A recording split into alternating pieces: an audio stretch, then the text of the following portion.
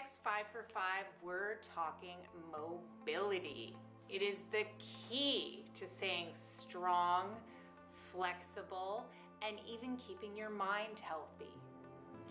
I got interested in mobility after reading the book Play On.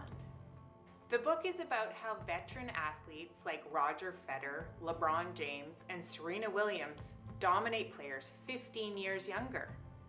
What interests me the most was the #1 piece of advice for better athletic performance as we age was staying mobile. So what does that mean? Mobility is often confused with flexibility, but it's much more complex than that. Flexibility is static. It's about how much one individual muscle can stretch. Mobility is more active. It's about our body's ability to move, including flexibility, but also strength, coordination, and balance. I can have the most flexible hamstrings in the world, but it doesn't do me any good if I'm only going to a half squat.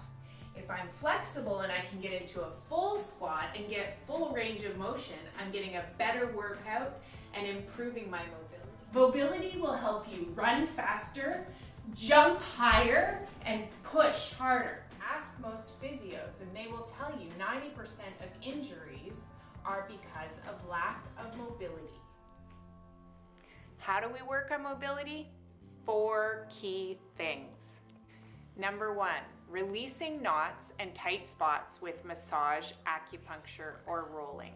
#2, stretches that include full range of motion, not just holding one position. #3, body weight movements that work multiple muscle groups like squats and lunges. Yoga is great for both of these, but if yoga is not your jam, stretching dynamically is good too. But most important is #4. It's about convincing your mind that it's safe to let your muscles move in a new way. When people are knocked out for an operation, you can bend them like a pretzel. But when we're awake, our mind is going to stop us from injuring ourselves, so it won't let us get too deep into a movement. It wants to do only familiar things. With my mobility is learning how to fire my glutes. Basically learning that there's a mind-body connection, and that if you don't tell your glutes to fire, that you can go into the exercise and be using, let's say, your quads and your hamstrings, but not fully engaging your glutes. So I'll squeeze my right hand and squeeze my right butt cheek, squeeze my left hand and squeeze my left butt cheek, and I just do that for maybe 15 seconds and just warm up those glutes so that I'm knowing how to fire that big muscle group. And then when I go into my deep squat, I'm firing the big muscles instead of using the little muscles and then ending up getting weird imbalances and injuries, because these big muscles are meant to be used for getting into a deep squat. So you're combining your mobility, you're combining strength, agility, and also learning how to use your mind to tell your body what to do. Going back to the squat, if I only ever go halfway, my body gets used to this, and this is as far as it'll ever want to go.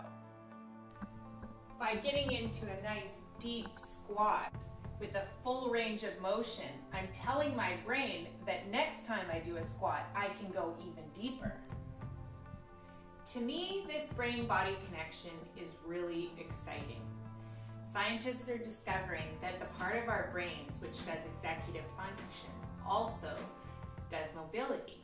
So what that means for us is if we maintain our yoga practice as we age, we're less likely to get dementia. Now, if that isn't a reason to keep exercising, I don't know what is.